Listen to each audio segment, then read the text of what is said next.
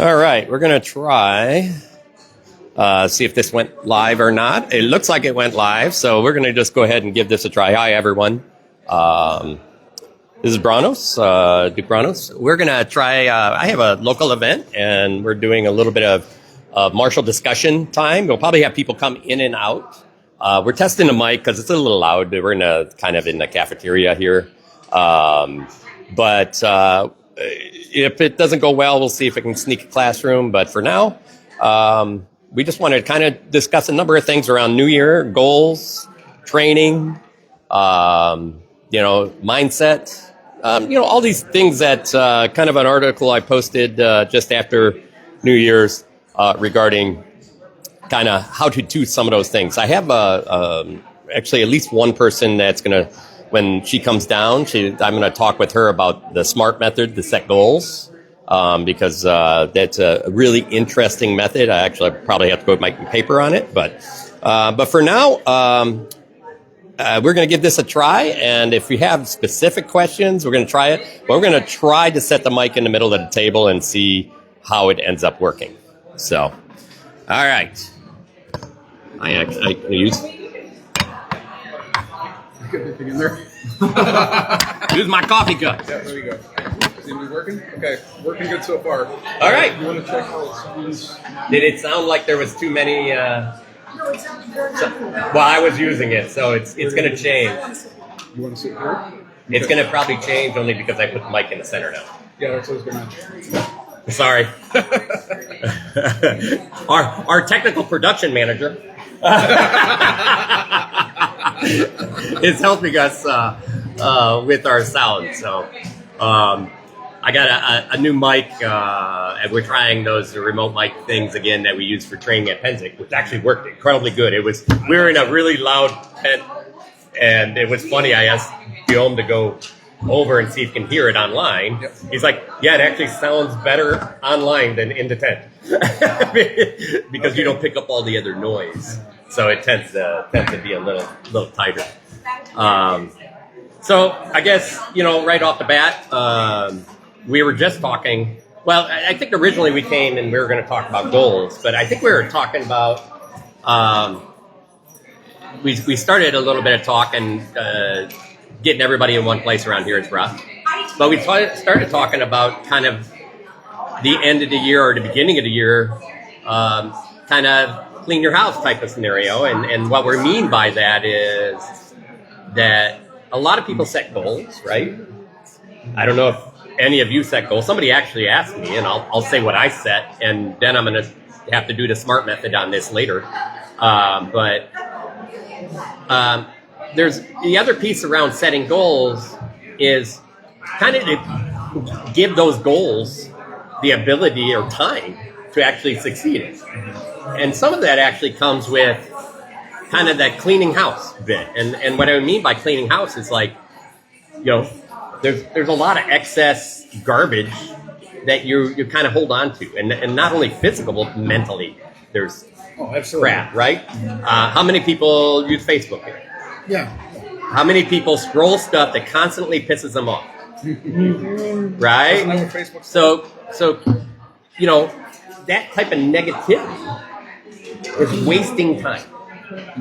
And I am 100% that guy. Except I'm pretty good because I have a lot of positive content, so I get a lot of positive content.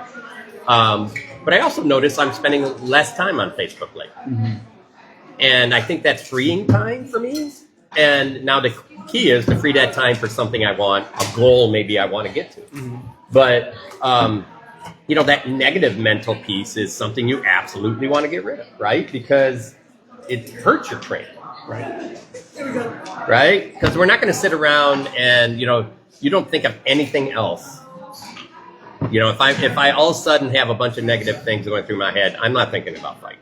Or maybe I am, and that's kind of the shit you have to clean up too. I'd say maybe you are, but not in the right way. Right. Well, maybe I'm just grinding on myself.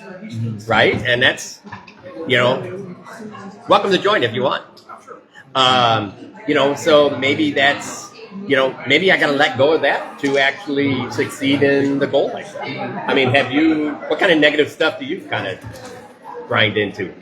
I mean, I have always fought with a loud negative voice in the back of my head. Yeah, it's hard. And it's hard to fight an opponent one-on-one when it's not a one-on-one fight. No.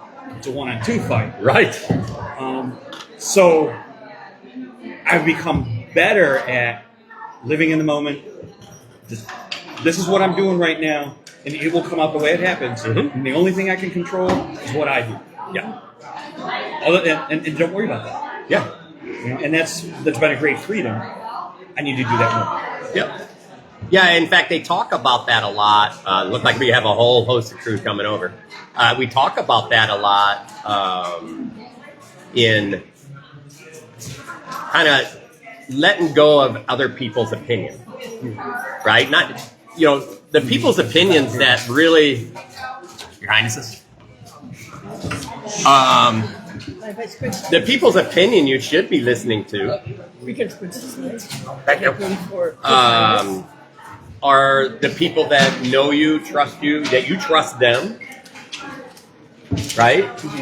Because if all of a sudden you're listening to everybody's opinion, I can guarantee you you're never going to find that. If you're trying to make everyone happy, it's not going to happen.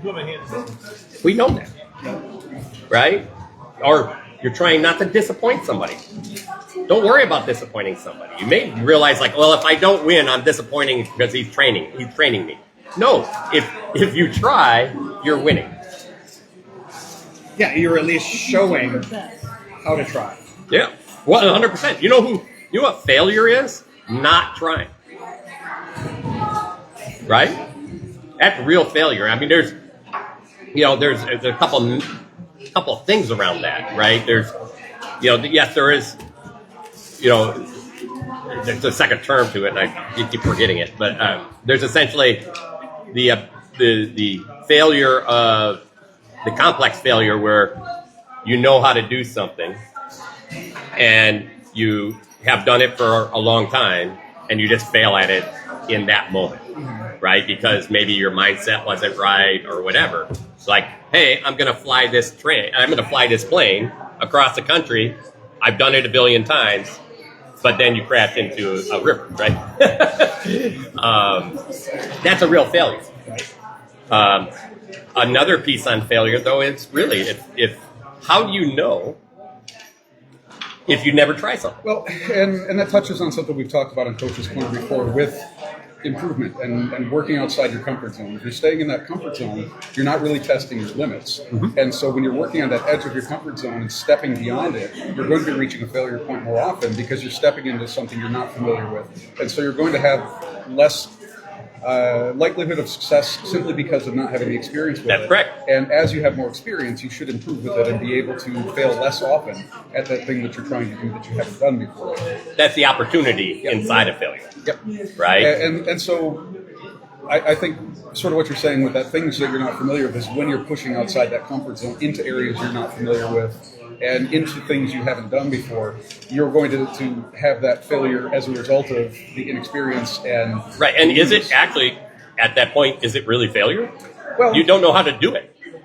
Well, I suppose, or is it practice? So I feel like there's a space here somewhere where we talk a lot about defining victory conditions, and perhaps we need to strictly define failure conditions. And that's what a does really failure actually mean? And I think that's a good. What does failure What mean? is not failure? Mm-hmm. That's a really good point, and I think that What a is lot good of failure? What is good failure? Or let's take nobody likes the word failure. In fact, they redefine it a lot of times. We don't tell the kids they failed. We tell them some other way. Well, we have to redefine it in our head. Failure is failure good. is good. Failure is good. there is a lot of semantics in the words that we use and the weight people put into the words that we use. Failure is a good one. In the way people define failure is we look at failure as a growth opportunity, and we have for a long time. It is we're pushing and trying to find failure because that's where we know we can improve. Other people would define failure as a catastrophic event that they cannot recover from. Everything has gone wrong, and that's not how we're looking at failure at all. And so there is a semantic difference in how we're using the word failure. Try is another one. You're talking about trying, and the conversation I've had with my squire Wolfgang is before tournament, I said, "Are you going to win this tournament?" And he said, "I hope so." I said, "What do you mean you hope so? You gotta go in believing you're going to win it." And I said, "Are you going to win this tournament today?" He said, "Yes." And I asked his friend Panda was sitting next to him, "Are you going to win the tournament today?" He said, "Yes." I said, "Do you believe that?" "Not really." I said, "Well, you got to believe it." But the idea of trying is, I'm going to go out and try and win the tournament. Right. It's very much a mindset thing. And you and I have talked before, and I've struggled to define well what I mean when I go into a tournament and I know I'm going to win it. I'm not always right, but I know I'm going to win it when I approach the tournament.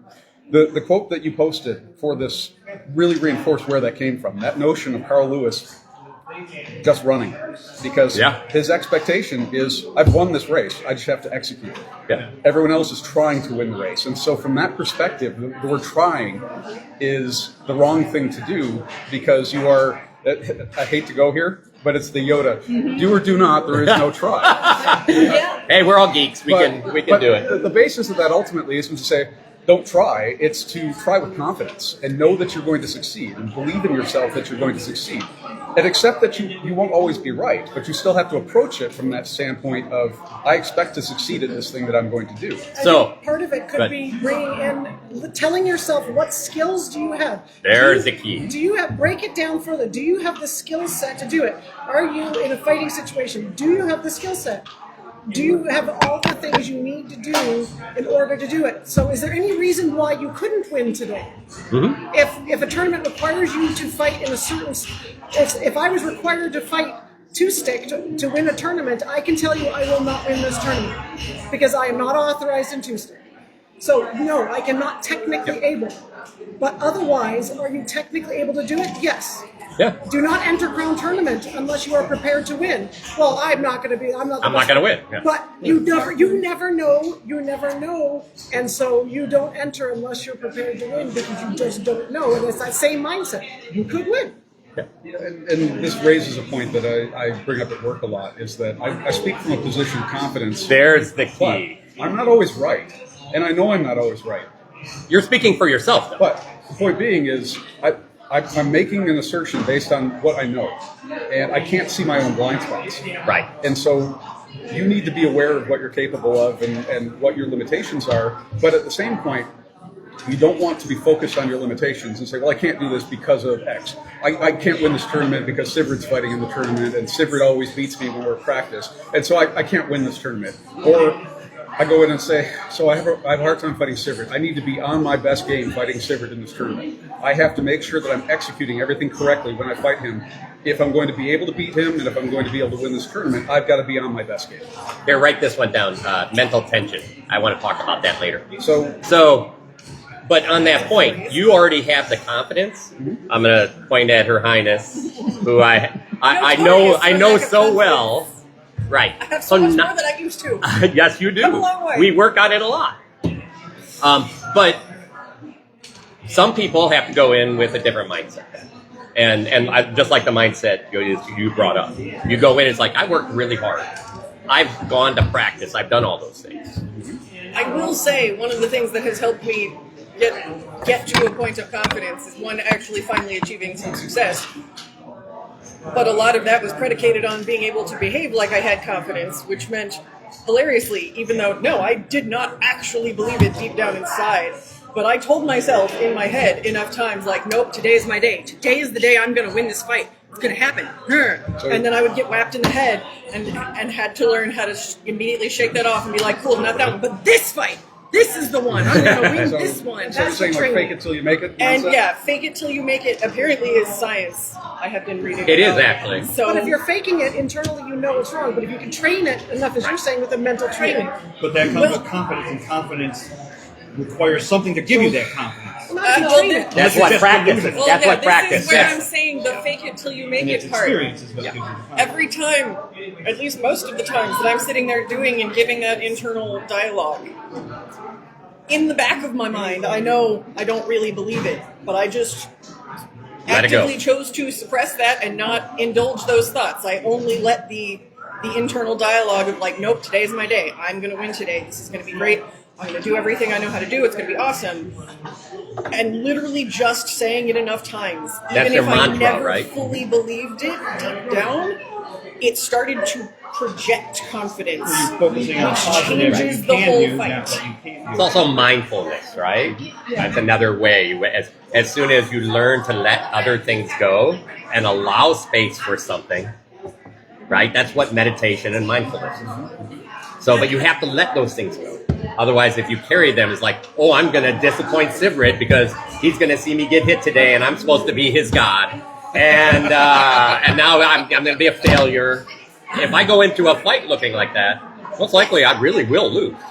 But just like the footwork, how many people actually take the time out of practice or a training session to do the mental aspects of it? That's the If problem. you're going to dedicate, say, I'm going to do 15 minutes, minimum 15 minutes footwork, minimum 15 minutes mental work. Yep.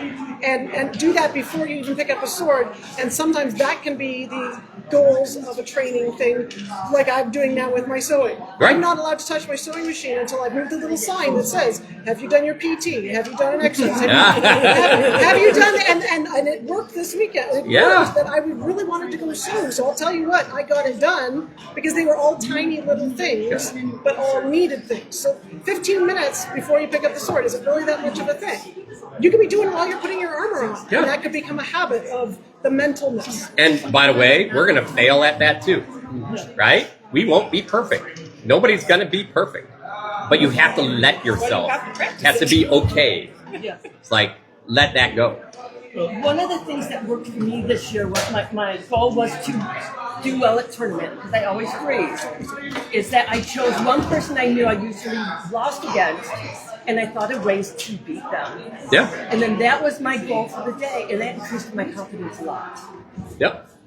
You have to remember your positives because you're always going to pick on yourself and remember your negatives. And it's the same thing I found with complimenting people. People are going to always comment and criticize because they'll think of that. But how many times will they think of the things that went well today? What 5 things did I do well last time I fought? Right. Because it's easy to pick on the things I need to fix and the negatives. but think of the positives. I got this one. I looked really good on the field. I walked out with confidence. Even if you got one-shotted the very first time, I can always find something to compliment if I'm looking at someone's clothing. Yes. I can always find something. Because you should always be able to find a positive of the last time you were in armor, which means you can pull it forward. Right. To have it the positive for the today's. That's why just choosing that one person and having a plan of how to win increases That's that. a really good effort on finding a failure point and working on that specific failure point and focusing your effort on improving on that one specific area. So it's a really good job of narrowing your focus to a specific thing to try and work on to improve overall. It's really good. You had a question. No, I was, And then you. A comment about, as someone who's going to be coming back after a long hiatus, Yeah. I know I'm rusty. I've been able to keep up my defense, but unless you have a live opponent, you can do all the form work you want, and air does not move the way you think out of the way another opponent's going to be. Yeah. So I go in knowing that I'm not going to win my first tournament out there, but there are going to be certain avenues that I'm going to improve on. My defense is pretty good. I've got a new sword, great, I'm going to improve. So my goals going into the fight, going into the tournament, even going into practice are going to be get that control back, get that stamina back. And so, yeah, it's not the same mindset of, yes, I'm going to win this tournament, but it's still very achievable goals with a good mindset. All right, one thing.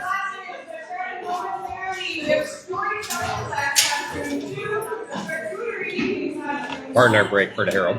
It's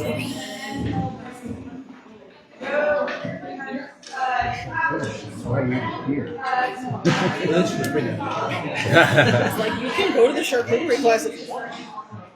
If they're eating? So that's my training for the year. That I you're want to ready comment to on go. what you were saying there because you talked about you're not going in with the expectation of winning it. Hey, somebody has an excess vegetable pie they would like to sell. It's a winter vegetable pie made by Lady Dana here. If you're interested in it, come talk to her. I think you save for $15. But keep your family at 12. So you go in not expecting to win the tournament, but you've set specific goals, and you go in expecting to achieve your goals. Absolutely. And so you've set reasonable things that you can achieve, and you're focused on believing that you're going to achieve those things. And I think that that's a really good job of setting victory conditions in a reasonable level of expectation and believing that you can achieve those. And as you check those boxes, I'm sure those victory conditions will change and evolve to the point where you will go into the tournament expecting to win the tournament because you've done the work, you've achieved those goals of developing your fight to the point that you can go in and have a reasonable expectation of winning the tournament.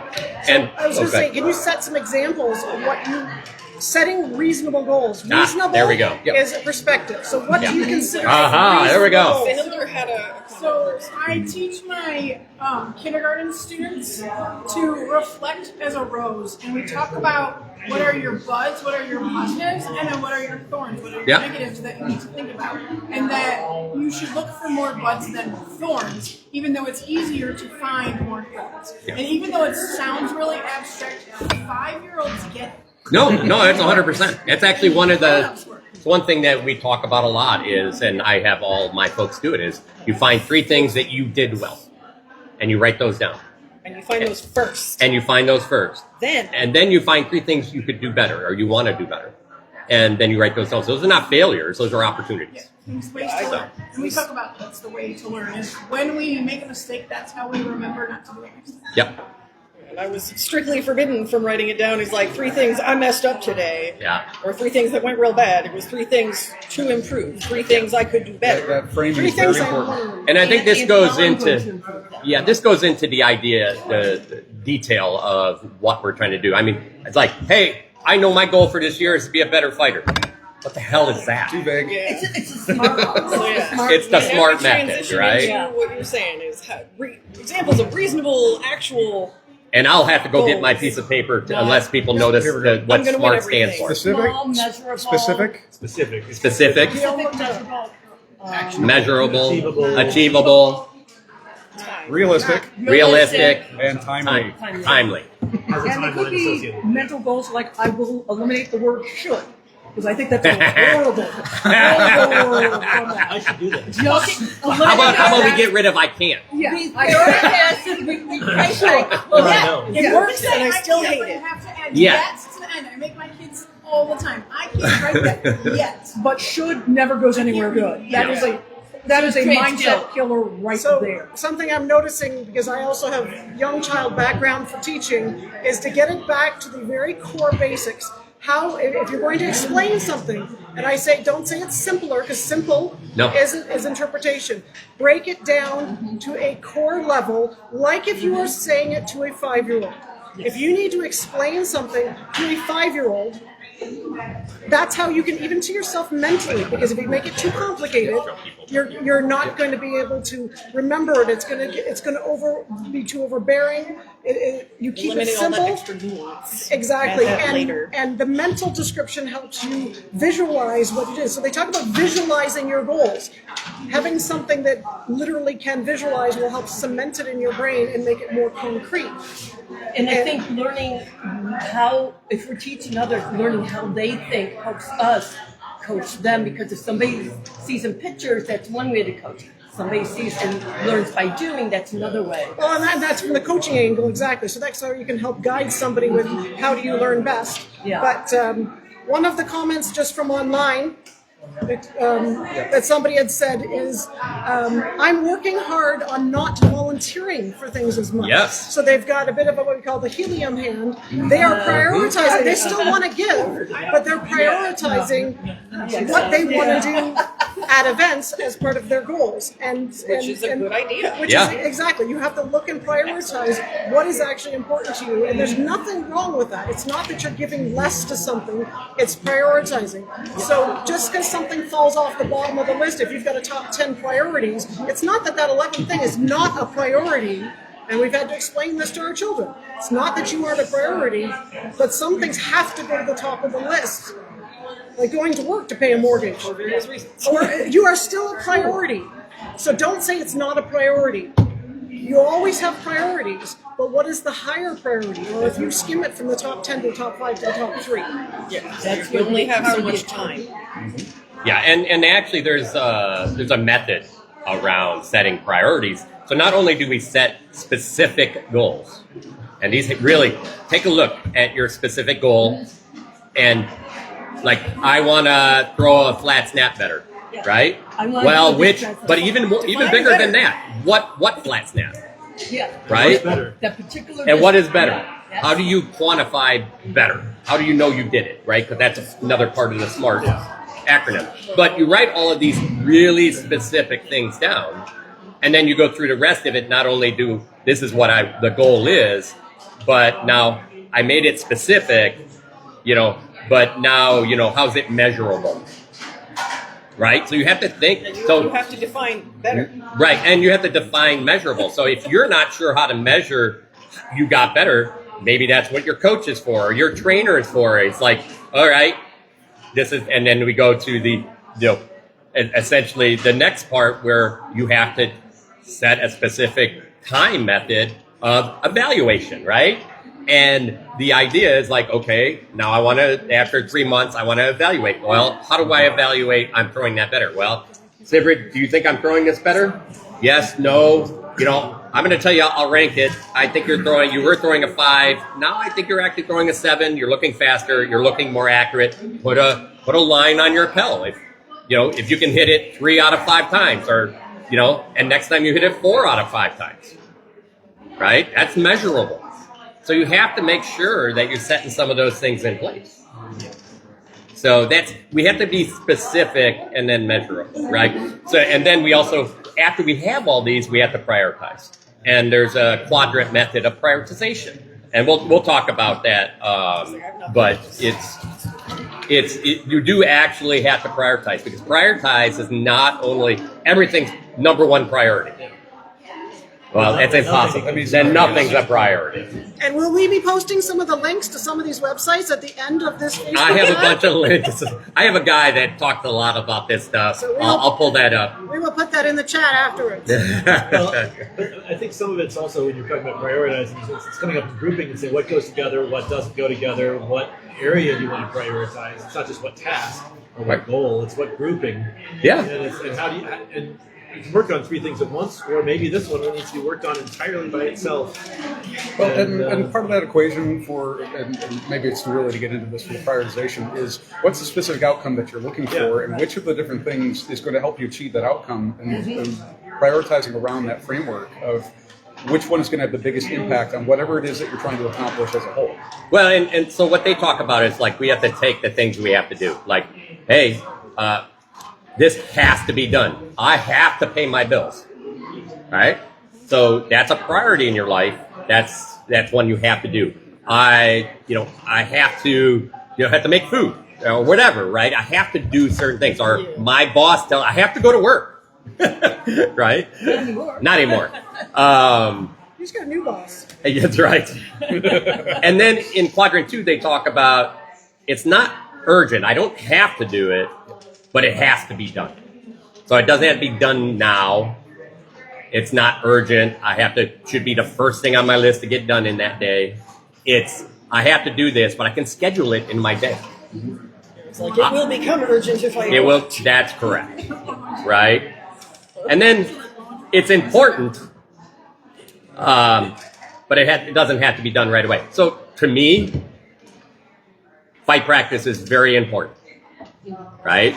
I don't have to do it, but I do prioritize it very high in that 3rd quadrant. Really, The heavy want. a heavy one, We only talked about quadrants 1 and 2, so like we That's have 3 3. and 4 in there. Okay. right?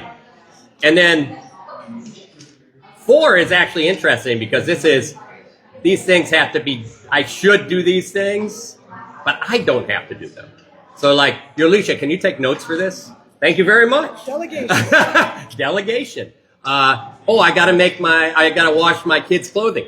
Well, he's 18. Let him wash his own clothing. Yeah. Right?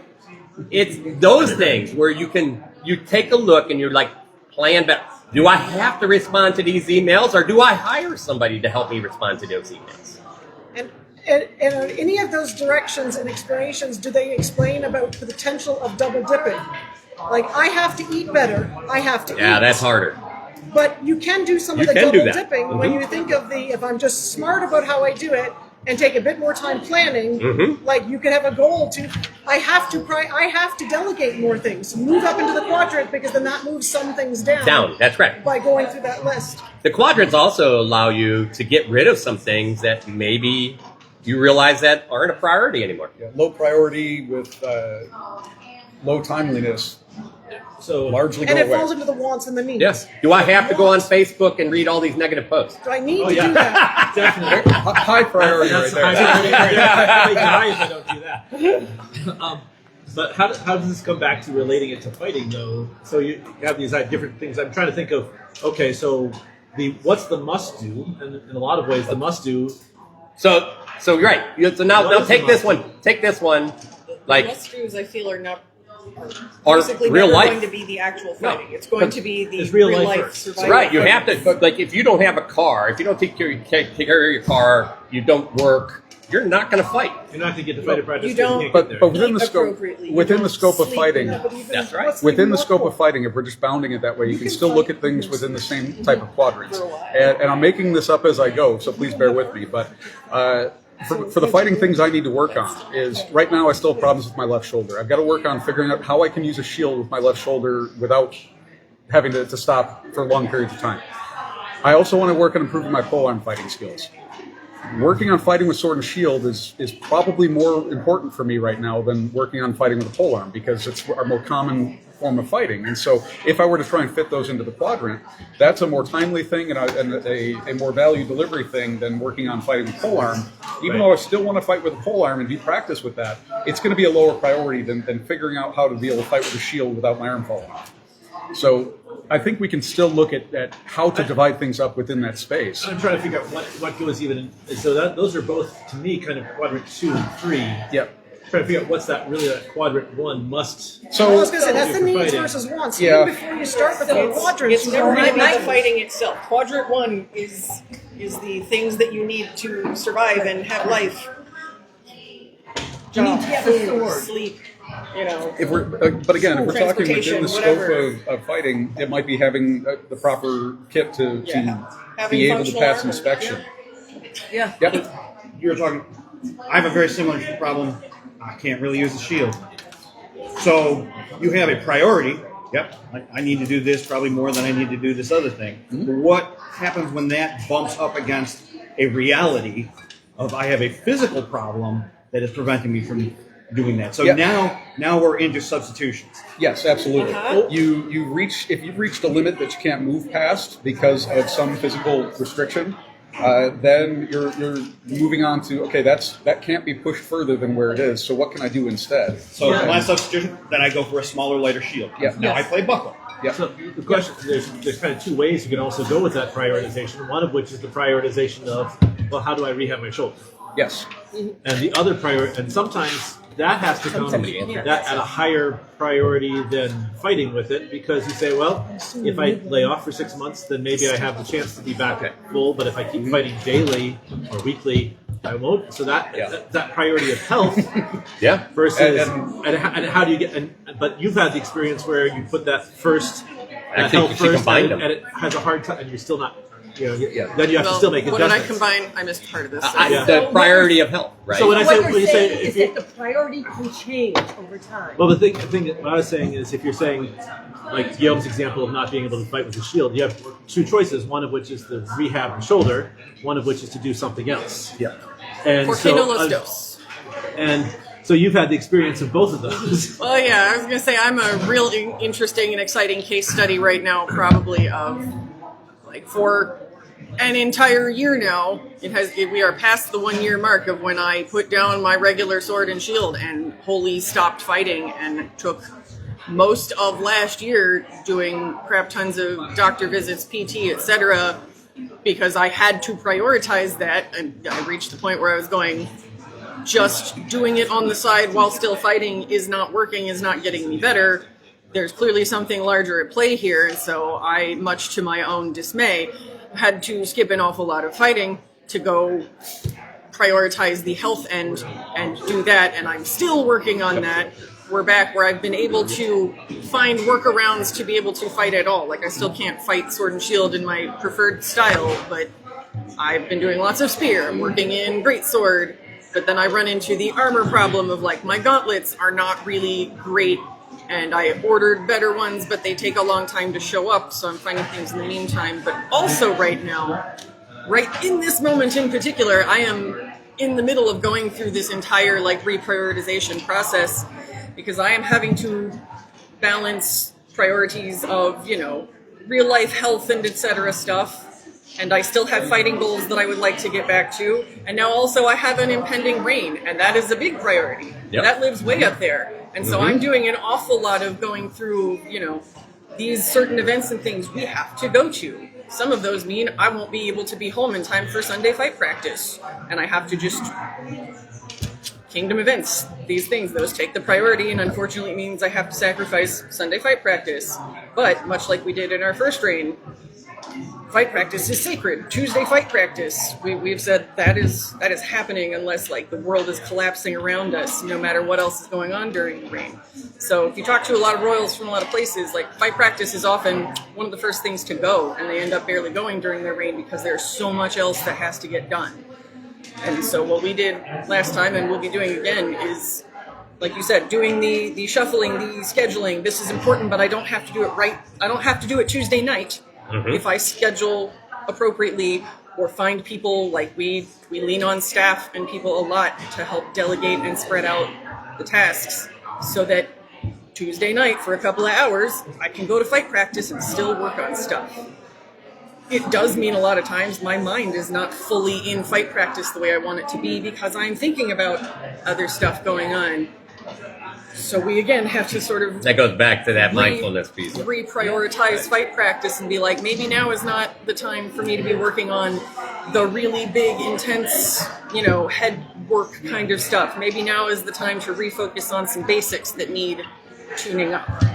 Or maybe now is a good time to focus on working with my man-at-arms or teaching other people those things instead of, again, those things that require more of my brain power to dig into things that are making me real uncomfortable because I can't do them or whatever it is. So, I am in the middle of this process right now, and this has actually been a very helpful discussion for how to No, and I actually that. I think this was a great conversation, by the way, Yeah, because you're helping people understand what the royal requirements are as well. Exactly. And I was going to say that it's going to be different for everyone. So without getting too sidetracked, I'm glad you gave so many details because that is perfect to show. No, but you said No, it actually helped. Reprioritization. So that has to be something that you have to know also ahead of time. That's correct. How often does your prioritization happen? You could say every month I'm going to reprioritize. For fighting, you could say every fourth practice because that's a month-ish, depending on it. Every tournament. But then you might have some allowances for the glitch, for the injury, for the, you can plan to win crown. So you can have, if I win crown, this is what we'll be doing. But there should be something ahead of time or you're flying a bit blind, unless a giant thing happens in life, of how am I prioritizing. And I know this sounds like a lot of organizing ahead of time, but again, break it down and you already have your plan in place. You then just follow those steps. Right, and again, this comes down to giving yourself places to reevaluate that timing of, hey, did I achieve these things? Let's measure them. Did I achieve them? If I achieve them, you should be thinking about, okay, what else do I want to work on? Maybe that piece, you'll always have to keep working on things, but maybe that piece goes to a lower profile now, right? And you work on a new thing. But I think the key is to be mindful that what you're working on. If you're not detailed, then you don't ever really know what you're working on. You're just jumping all over. Before we go on, though, we had a question, actually. So we did have a question that was very specific. What are the go-to events this year if you're looking at stepping up your fighting? I'm assuming they mean in the mid-realm? Yeah, I'm going to guess because that's all mid-realm folks here. So, Louis, what do you think the go-to events would be this year? recently moved to. Jeff Valde is always a go-to event. I think it's going to be a little different. It's not a TOC this year, but it's still no. That would be February 14th. Right. Like if you can make the trek out to Maidens. Maidens is a big That's one. the full event? Yeah, I think Maidens is actually Festival going to of be good. 2 weeks. Festival of Maidens in There's January. Antigone has to be. Oh, was it? Okay. What other? Regular events. That's in April. Grand Tournament of the Dragon. Grand Tournament of the Dragon's a big one in Ohio. In Ohio in Generally in When April. is that? April, Generally it's April or May. It's either right It's before usually or right right- after. I think it's transition. April. It's usually So- right at the end of April. So we don't have the dates for everything off the top of our Yeah, head. but we the can tell mid-roll you. calendar has all these events on it. I recently looked at it in trying to set up my spring schedule. So I don't remember all the dates offhand, but the mid-roam calendar has all of the events on it. So if you look up the events that have been mentioned, you'll be able to find the And specific then events. in June, it switches over more towards melee events than individual. usually. But if you're interested in melee events, those are the events to go to in June. After Crown. after Grand Tournament of the Dragon, like immediately after that is Coronation. We shift into Summer Rain melee mode. And are there tournaments at the big event like Coronation that also? Oh yeah, Coronation. There's usually tournaments. So there will be a lot of There's events in usually the a summer that tournament. are melee focused. It varies wildly if it's a big one or not.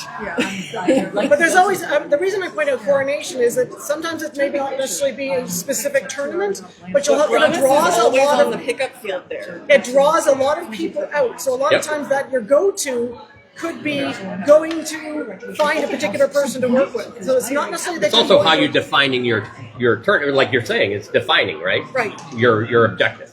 And another There's a reason why recommendation. coordination last time you set up a list just for pickup. Just for pickup. Another recommendation I would make is ask people local to you, if you are in an area that you're close to a kingdom border, there may be things that are outside your kingdom that are reasonable distance to be able to attend as well. Yeah, well, we got one in Ethelmark, right? Adult Swim. Yeah. Adult Swim. Was that? It's opposite Valley. Yeah, I know. But if people in Ohio, people in Eastern Ohio, that's Might be a better choice. and it might be a better choice because ballet is going to be probably more melee. And if you're not a huge melee person, maybe you're most fun and if you have goals you're trying to get at, maybe at If your Adult goals Swim. right now are more tourney fighting focused, That's right. maybe Adult Swim's the better choice this time. Right. And if you're on not, your if you're side, not, there's a pretty good pickup list. Because the last couple of years, Where at? I'm at Valday. At Valday, Rapier, Valday's a big one. Yes. Yeah. For rapier, yes, So 100%. So is Grande. Yeah. and the pickup list has been great because I have not felt comfortable, practiced enough to go Yeah. to the melee. So I've been doing the pickups just because that's one of the events that I prioritize Yep. over my schooling to make sure I was there. That was the one event I was not going to miss. And also, a good part about doing, and this is a whole different subject, but a good part about doing pickups is it helps you build confidence, comfortability to actually then It was- perform in tournaments. And in this case, it kept me from backsliding Yep. too much. It kept my defense a lot tighter than I thought it was going to be after 4 years. And you could work on something. Yeah. Hey, I got this new sword. Let me see what happens when I use it. So I had a question based on This works something in that practice. Sive had mentioned, and it may be a large subject that we've got to dive into in a separate episode. But the thing that you had pointed out is that you keep Tuesday practices sacred and attend them regularly, but you deal with the mental distraction of everything else going on. I do not compartmentalize well. This is a personal Right. thing I have to live with. What recommendations do you have? Because I know you. Well, attend it's practice actually regularly. interesting because I looked at, and specifically around yours, there are mental exercises in meditation for people that have like ADHD and things like that. The key is that you're always going to be thinking about something, and this is the problem. You get into that space, but the real hard part is not hanging on to it long. the real part is accepting it and yoking And letting it go. So I've got my to-do list. I really want to sew, Yeah. and I'm obsessed with that. I make myself and I promise myself you have to Yeah. do these things, or I have to repair one thing before I'm allowed to have the fun things. And I tell you, that stuff gets repaired really fast. Accepting the way your brain works Yeah. and working with it rather than Yeah. battling it is a huge. So a great way to work with that, I work with people, it's like, I'm fence painting, then I think, I have to work on these. Okay, little puppy, I hear you, let's focus on this. Keep going back to it.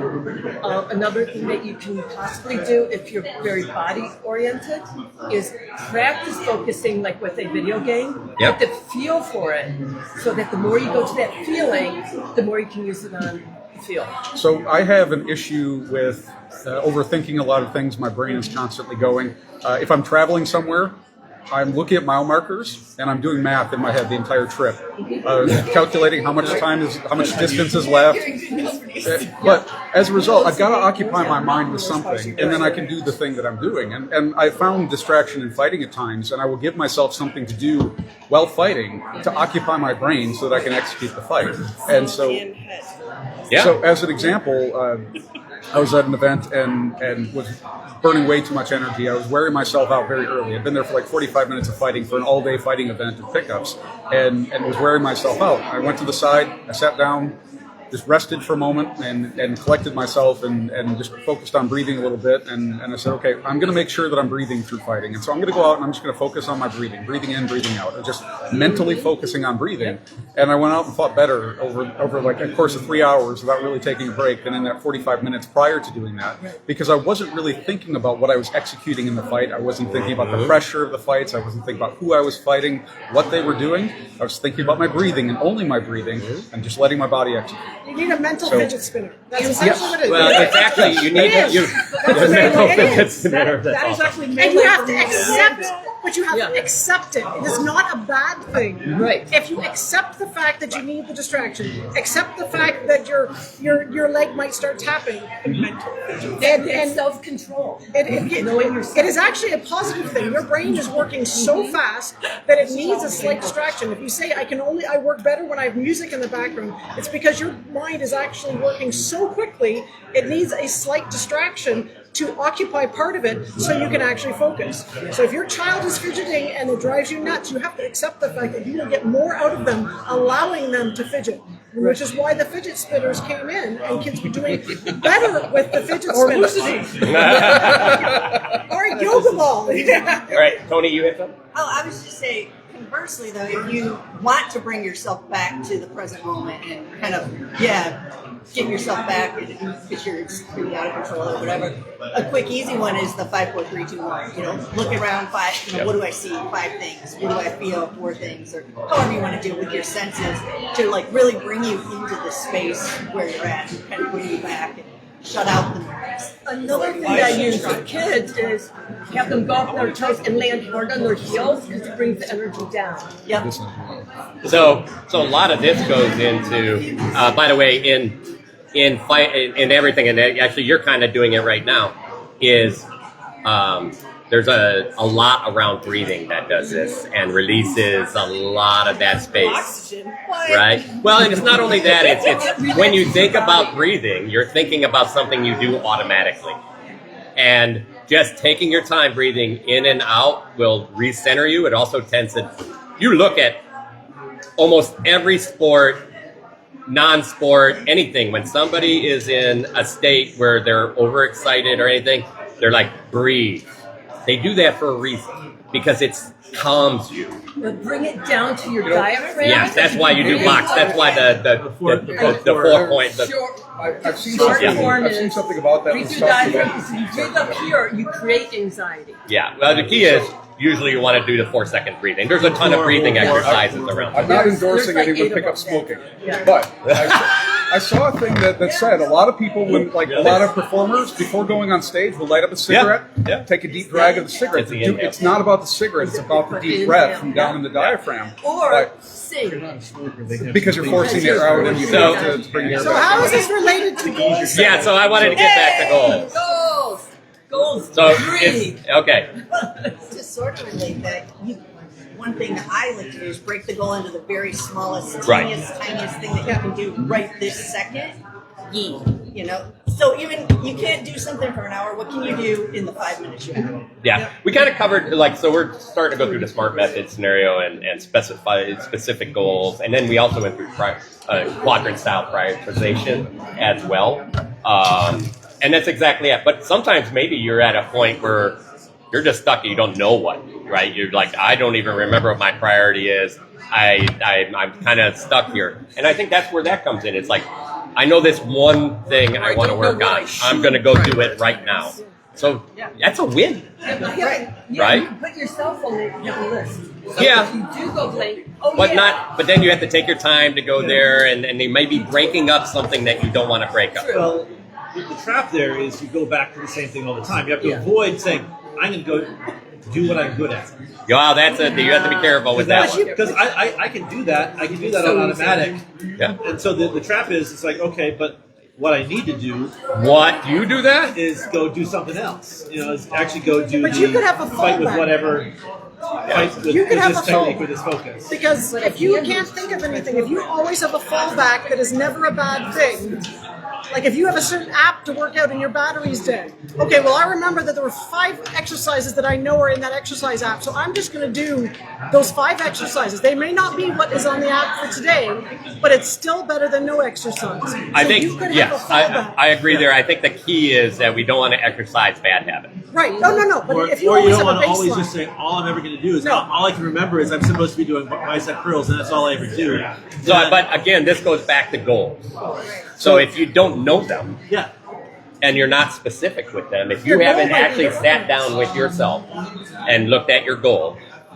So I'm going to go around the table, put everybody at kind of on the spot. You got a goal? Yes. What is your goal? But what's the specific goal? Well, we're not done. Okay. What's your goal? Finish my book. All right. So now let's break that book down a little bit. I have 10 chapters. I have 8 written. I have 2 to do. I have it broken down to where, in my phone, I have a reminder that says write for 15 minutes at 2 o'clock. Because I might not have 4 hours, I might not have a day, but I can find 15 minutes. And it shows up on my phone and it nags me until I do it and press it up. So do you have something that's measurable about it? Yes. Obviously very easy, right? Well, 15 minutes Yeah. and 500 words. Okay, there we go. Right? And are these achievable goals? Because if you set a goal that's not achievable, then it's not a goal, it's hope. Okay? And that's a bigger goal broken down into Right. the tiniest, Yeah. my manageable. Right. My But writing a book is my achievable. specific goal is write this chapter by the end of the month, right? Right. Which is measurable, but realistically, how long does that take, right? Right. I can do 15 minutes. And she's not required to remember it. She's put it into her Right. phone as a daily task. For 15 minutes because I can find 15 minutes in my day somewhere. So for the R, relevant. Is this relevant to really your life goal? Yes. So we got to be careful on relevant. Right? It is. You're a teacher. You've been doing this your whole life. You love helping people. It is absolutely core to you, and it's very relevant. I need to get it done. All right. Yeah. So, And is there a time bound? yeah. Yeah. Right. So we went through all those pieces on something that is, and here's a great example. But you have something coming into the new year? I do. What is it? I want a more structured fighting practice. Okay. So have you broke that down? How is it going to be more structured? What parts? What specifics? Some organized warm up. Okay. Get everybody in that space, head-wise, physically.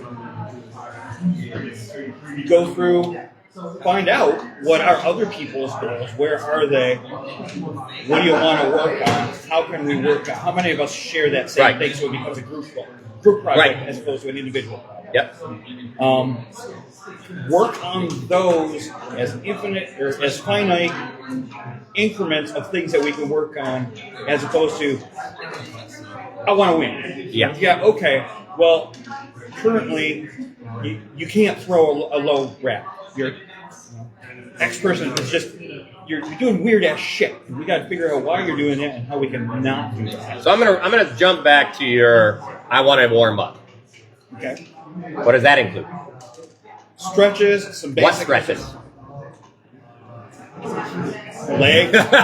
core. What actual? So I'm doing these. Have you? The idea is if you say, okay, I need to develop a whole leg stretching routine with the exercises and what the descriptions are. Now you have something that's measurable. So I have a routine that I go through. That's fine. And I'm going to offer it to Yeah, others. that's fine. And then from there, now we're in that space and time, and then we're going to work on things together. And then we'll get into free play. Right. But then we're going to come back. We're going to talk. We're going to have fucking practice afterwards where we do those. So Look at you those just goals and how we assess I'm them. going Are to they point measurable? something out for you. So you're going to build something that only took me 40 years to build. No, it ain't going to be perfect. Mine's not perfect. I'm saying, But be I am careful. going to give everybody. So what is priority first? This is where you're going to have to set some priorities. All of those are wonderful Okay, ideas. so priority number one is I'm going to give people a tool that they can use to track that and to write these things down so that even if they're not mindful of it the next week, they can go back to it. Because that's helped me with my physical workouts, is to have a book where I log things. Okay. So what I'm saying is, so start specifying these. Lay all the huge plan you have out, All right. and then take it in manageable bite-sized bits. Okay. Otherwise, you'll never make it through to the end. Right. Does that make sense? And if it's like, hey, I added all these stretches, I got 90% done, still, 90% is damn good, Yeah. right? And then next year, maybe you prioritize and say, do I really need these stretches or don't I? Are they helpful or aren't they? And then this is that prioritization I would of say, is it worth the time slot that it's That's taking right. up? That's Because that is a finite resource, and everything we do has to fit within So it. what I would do is a complete outline first, and then in every one of those get detailed, and then take every one of those and get more detailed. So personally, To the tiniest that is bit. what I am working on, is to get better at my time management. There's Because as we get older, we realize that opportunities window. You know, every door you go through is 20 doors that you will never go through. That's correct. You know, so the opportunities, the options window. When you're young, anything's possible. You know, but then as you get older, it's like, no, realistically. Yeah, until you spend, 2, 3, 4, 5 days a week on SCA stuff and you don't get your college degree. Right. Right? And then, that's an option. so you failed to set No, you yourself didn't. up for failure. Or after did that. you? Maybe that's your priority. Right. But then you also burned yourself out with the SCA, so then you had to... No, that depends. I've been doing it for 40 years. I would just like to point out the phrase, setting yourself up for failure. We're all setting ourselves up for failure because you only learn through failure.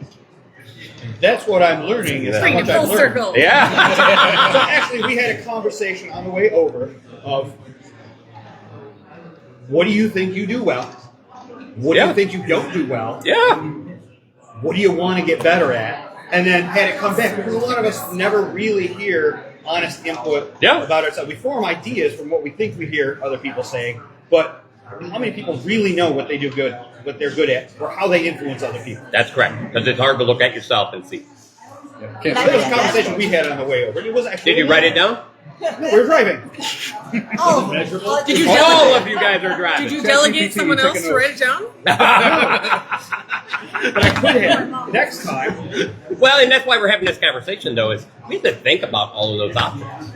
Well, and I would even add, instead of setting yourself up for failure or young or old, there's opportunity cost, no matter how old you are. Absolutely. Correct. Right? So whatever you're saying yes to, And sometimes you can't pay that bill at this moment. you know.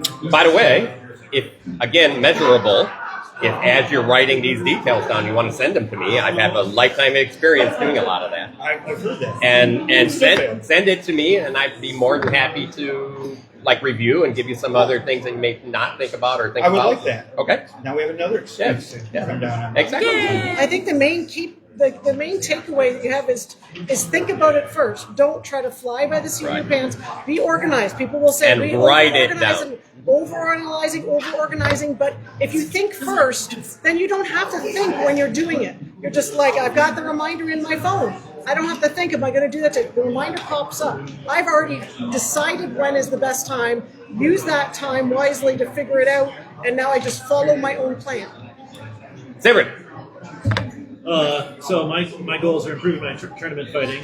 I joke that Me too. Mentally, well, I know that's the big goal. I'm just putting the big goal and getting down. All right, let's keep going. Because the thing is, it's like not measurable, but it's sort of measurable. Is I want to be that fight that someone says, "Oh crap, I do Sivrid." Okay. And say, "I don't want to fight that." And so I want to hit that to pretty much anyone. And so then, how do I make sure that I continue that? Well, it's interesting coming back to reevaluating goals and reevaluating objectives. I found that, I set some objectives last January.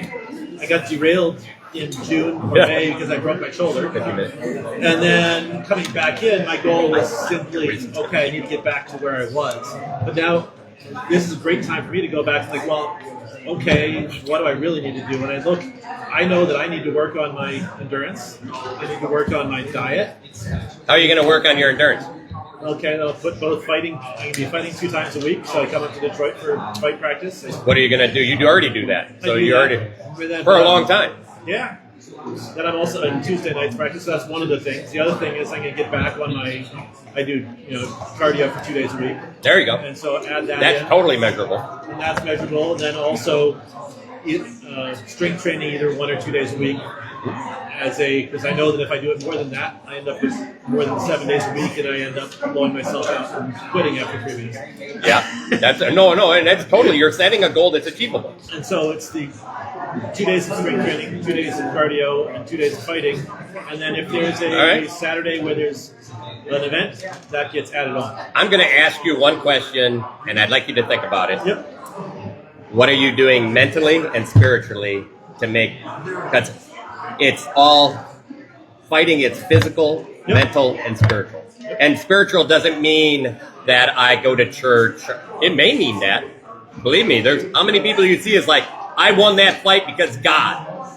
Because there was to them, the higher power drove them, gave them focus through a fight better. Now, that doesn't mean that all of us need to believe in God or whatever God. It needs to believe in something. And it could be even yourself, right? But you have to be, there's a spiritual level to how you present into something. I just have to say at the insert that sounds very woo-woo. It is very I have to woo-woo. get the token woo-woo in just for Bess. Bess is not on, so I'm going to be the token Bess, the fleur-de-lis in the red. All right. So, but for that kind of thing, one of the things I do is actually, I've gotten off the track of it. Is that when I'm doing my cardio, I'll put on a video which is either fighting or I'll put on an old Coach's Corner episode. Yep. I was actually a little while Sometimes ago you have to do Coach's Corner episodes. Yeah. No, but the thing was, I was listening. It's interesting when you talk about failure and failure opportunities. I was going back and listening to the ones that were done this end of this summer, which were on failure. There's 3 in a row, and those. Okay, I didn't learn as much from them last time. I went back and listened to that same episode, and all of a sudden I'm like, oh. And then I tied that back into, so Ron Balder has the concept of, okay, you learn failure is your best opportunity to learn. And then it goes back to Sagan's comment of you can lose the fight but not the lesson. That's correct. And so go back to those things, and all of a sudden it's like, okay, I heard that 4 years ago. I still need to apply it. And so part of that's back to reevaluating my goals is I know that in my head, but I don't actually know it in my practice.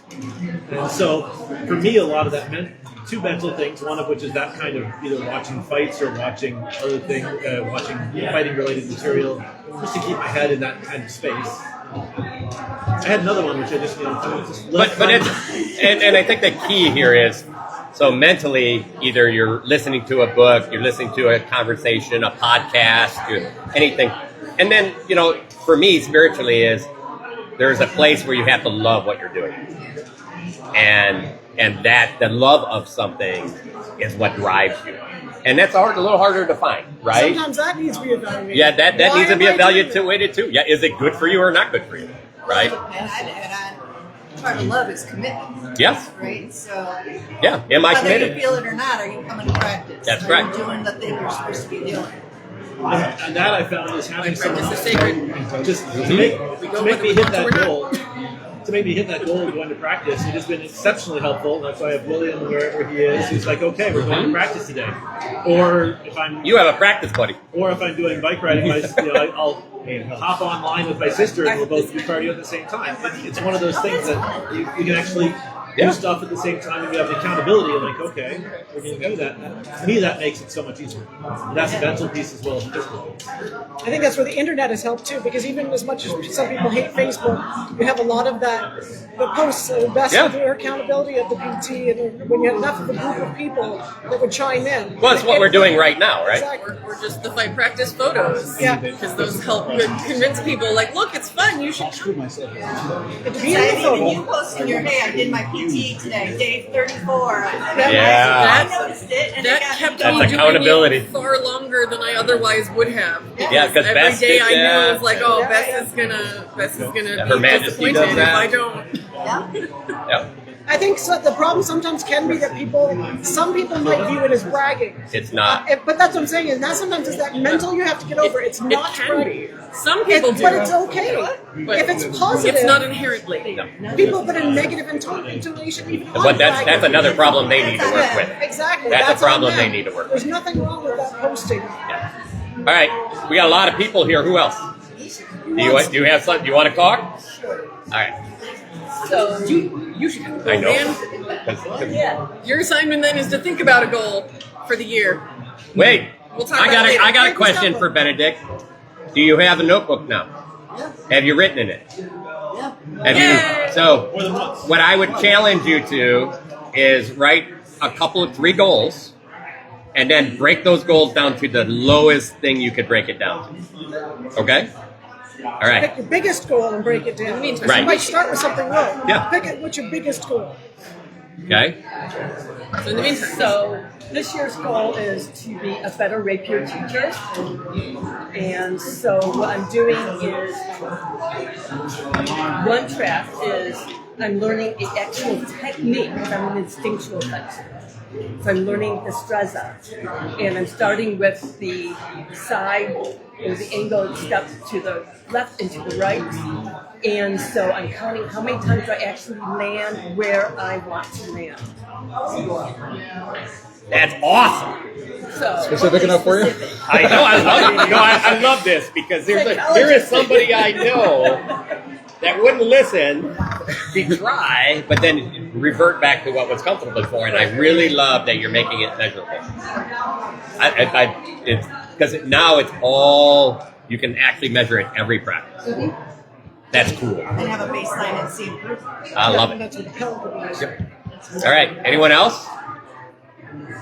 Since I'm coming back from a very long hiatus, my goal is to get basically active again and into fencing shape.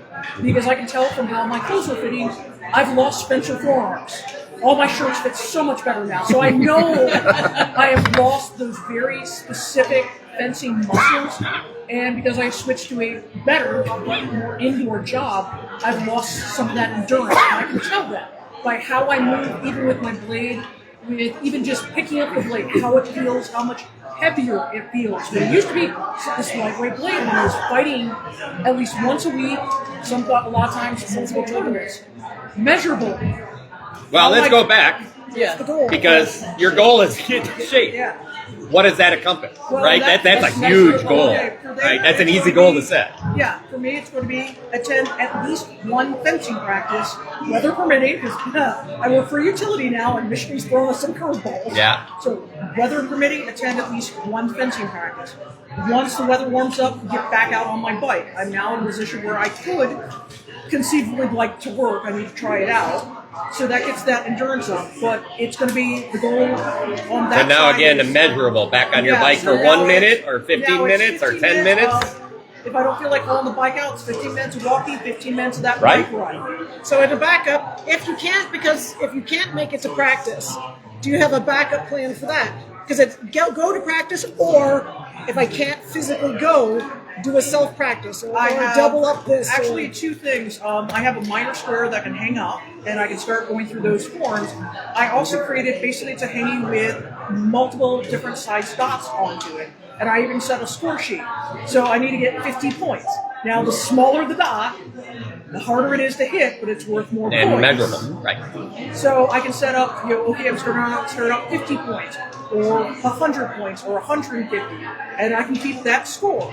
Part of it is going to be how do I feel just walking around the utility plants? Mm-hmm. Where's my endurance at? Can I go 15 minutes and I get 1 mile, 2 mile, 3 mile, 4 mile?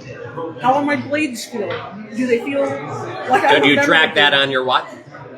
Yep. Okay, good. Also, I have an e-bike, which I got that intentionally because I have a bad habit of remembering it's supposed to be a round trip. Yeah. So I go, I can do 5 miles. I'm absolutely right. I'm now 5 miles from home. So having that little, I have an assist or, the idiot button to get me back, or as I'm starting to build up that endurance again, where the muscles start to build up, I can add the assist on, take it off. When I do overextend myself, and I know I will, I have that get home button as opposed to a cap. So I do have those kind of ways to measure it. Like I said, how I'm feeling, how that endurance is. And it's achievable, right? Yep, absolutely. Relevant to your life, because health is always relevant to all our lives. Yeah, is it easier to do the third floor walk up and I'm not huffing and puffing by second floor? Can I go up to the fourth floor? So all these are very measurable, achievable, getting myself, how do I feel back in armor? I mean, that's... So do you have, because your overall goal was to get back in shape, at least enough to fence. Yeah. So you have a time-bound scenario on that? Ideally, I'd like to feel comfortable enough to go, say, to Penzic and not feel like I'm going to keel over about halfway through. Okay. So set a number of battles, basically. Yeah. All right, and that's, again, you can measure that. So I'm gonna bring up something and it was a really nice mental conversation.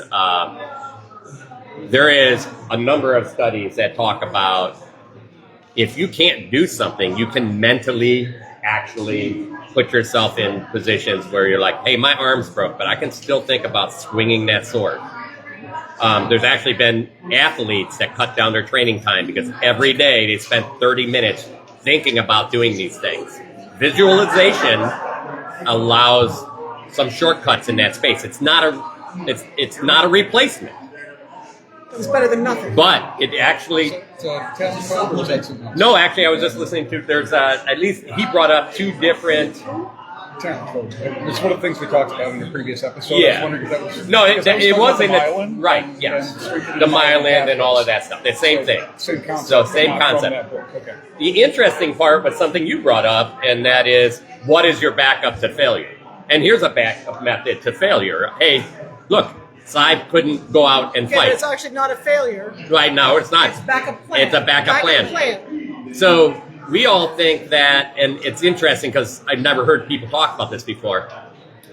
You want to think positive, right? You want a visualization of things that work for you.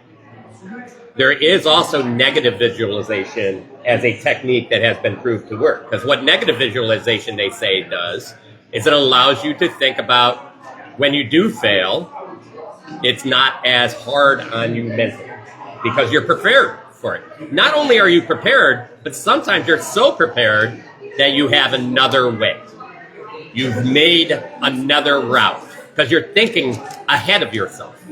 Because if you never think about failure and you fail, it's the worst thing in your life, and sometimes it sends you in a toilet for months. But if you're like, well, much worse failures than the thing that actually happened. You're like, oh, actually, this is 100%. Like, oh, I'm gonna lose crown. You know, it's like, hey, I'm gonna go win crown, and if everything's on winning crown, no matter if you're the best fighter in the world, you beat everybody in your kingdom, and you lose crown, or you can't even make it. Or you don't make it out of the first round of crown. Or you get a flat tire. Your arm the day before. Exactly, right? So, but, you know, and if everything was hung on that, it's all crushed. But if you're like, I'm going to go, you know, it's like, I have these things for crown. But if I don't, then, you know, I want to remember who I fought, what happened in those fights, so I can go back and make sure I find that person and beat them down until I know I can win every time. Identifying where those failure and points identifying were those failure and points. address those. Right. The quote that I posted last year that you brought up as the inspiration for this talked about that a little bit.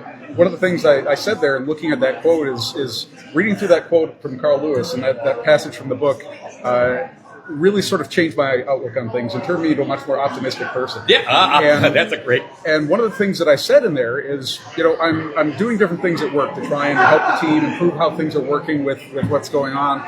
And, you know, we have struggles with our middle management. They don't like our team. There's nothing specific about the team, but they want to move the team somewhere else. Yeah. And so I said, well, I'm going to try and implement these things. And what's the worst situation that can happen? They cut us loose? Okay, well, they cut us loose. I'm going to learn these lessons that I implemented. I'm going to take them somewhere else, and I'm just going to continue on. And so, using your example of crown, what's the worst case scenario of losing crown? Does your life end? Are you kicked out of the SCA if you don't win crown? No, you take the lessons. Your birthday? Yeah, you take the lessons from that and move on to the next one. And so, okay, well, that goal is passed. That moment is passed. Work on the next goal based on what you've learned, and take those lessons and roll them into the next goal setting. And that's where the optimism point comes.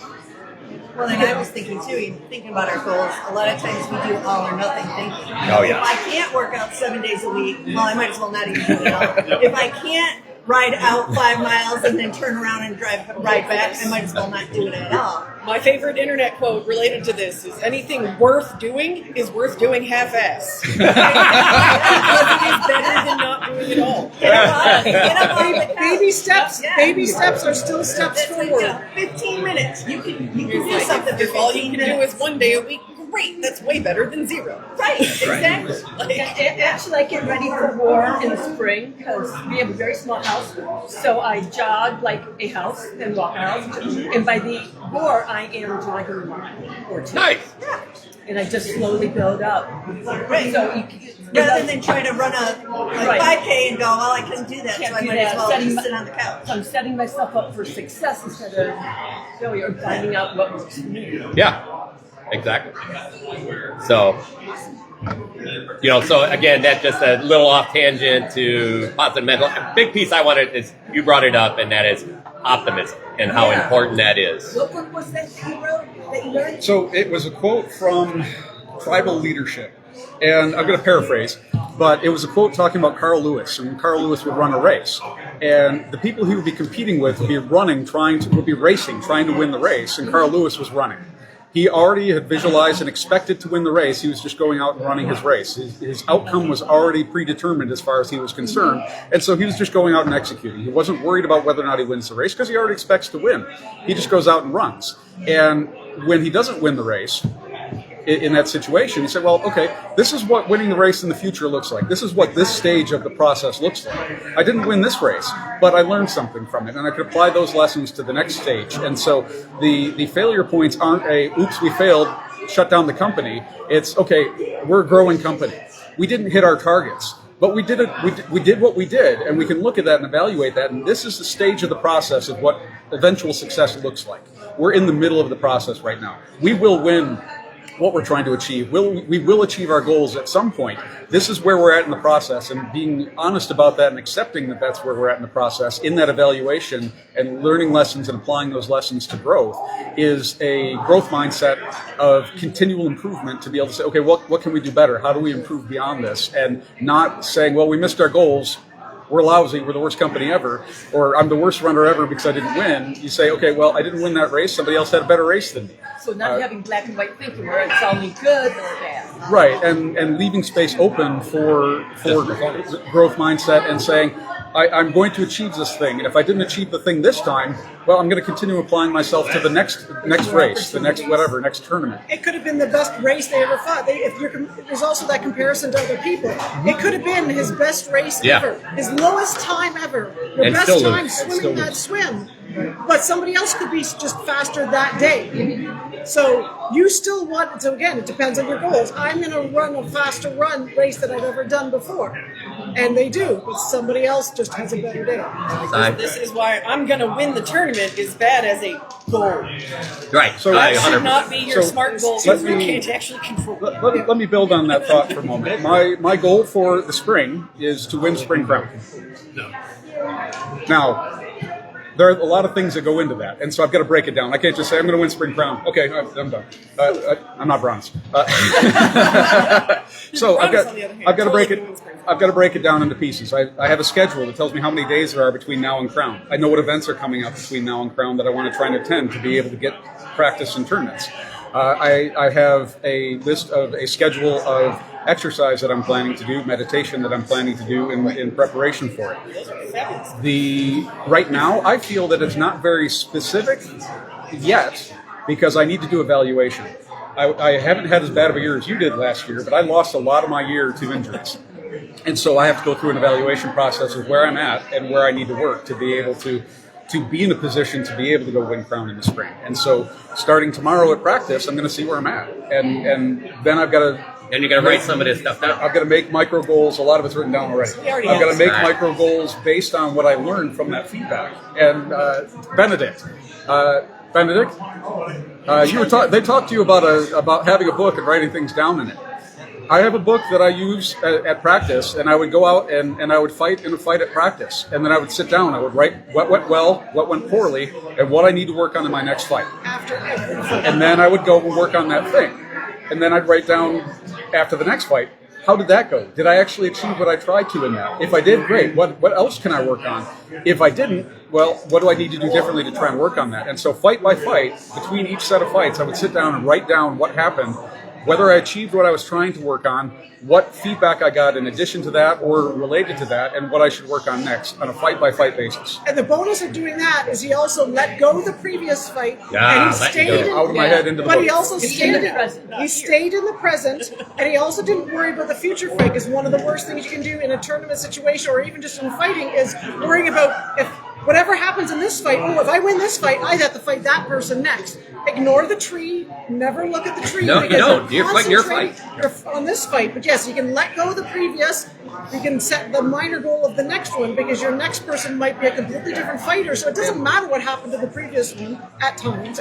It doesn't. It could affect, but doesn't necessarily affect. And the along next what one. Cy was saying, framing is important. I'm not coming off and saying I did this poorly. I come off and I say these are the things I need to work on to improve, and so it's a growth mindset of I need to work on improving these things. Then I go into the next fight with a positive outlook of not I messed up in the last fight. It's these are the things I'm going to work on in the next fight, and so it is a moment by moment, fight by fight goal setting and focus on positives, not on negatives And of what what I did poorly. factually happened. You Right. actually wrote down, I tried this, Yeah. and this is how it worked. Not, I felt this. It's factual. This is what I was trying to do. This is what actually happened. And that can happen in not necessarily in fighting things. The first thing I'll say if I'm evaluating somebody's dress at a round table or an official ANS judging, I will judge you now, is because I'm told I have to, is I will literally close their documentation and I will put it aside and I will say, tell me about your dress. Tell me about what you made. Just talk to me. Just because most people are so focused and worried about the documentation, but if you just say, tell me about your thing, what are you working on? They will love to talk about it. Oh, and they then, do. And then I And will be a say, good listener. I might have noticed 10 things that I would improve on next time. I will ask them first. If you were going to do this differently, what would you do differently? Or what mistakes, first of all, I say, what would you say is a mistake that you would fix? And what would you do differently? Not necessarily a mistake, but you would do differently, because there's no point in me marking those 10 things. 'cause they may already know. If they may already know them. My job as somebody who's theoretically knows more than them and therefore been told I must judge them is to find the things that they don't already know. So why waste our time? And then that's also something you can build on as a coach or a mentor, is to say, that's great that you noticed that. But did you notice this? Or do you know how you will fix that? Okay, so you noticed this, you already know how to fix it, or here's maybe a more efficient way, or here how I've done it. Or the person didn't even notice a particular thing and have no idea. Having sometimes that conversation that isn't necessarily, the writing down is good, but sometimes the person doesn't even know what to write down, or they already have. So you could waste 20 minutes of coaching time to say, I already know all that. Oh, okay, you've already figured that out. Let's move on to the next stage. So sometimes having that written down can really help the coaches as well, because you've already figured that out.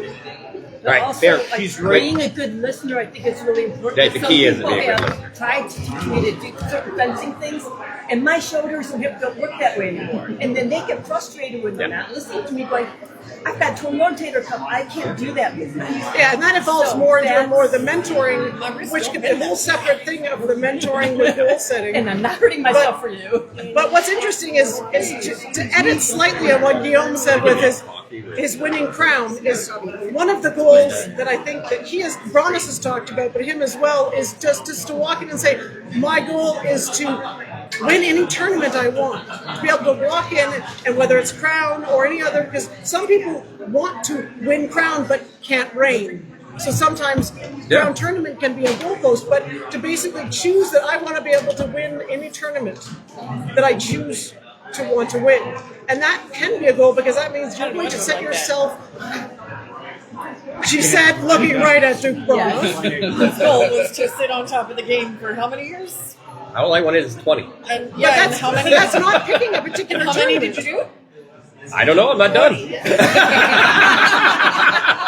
So being able to walk into any tournament means you are constantly being the best fighter on the field. That is a never-ending goal, because there will never be not to be another tournament. So a short bookmark of Spring Crown means we feel we are capable of rating. I've already put our paperwork in. Yes, we move on. And so, but if you can't, that doesn't erase the concept of the tournament, because there's always going to be another one. So picking a tournament is great, but entering it and being the best, having your best fighting day that day, and then breaking it down on I'm going to have the best fight I've ever had that day. It happens to be that there's a goal at the end of that. There's a particular prize at the end of that day, but yes, It's not a prize. That's a it's job. good it's overall not. It's point. a working prize. Hold on, Fairman's next.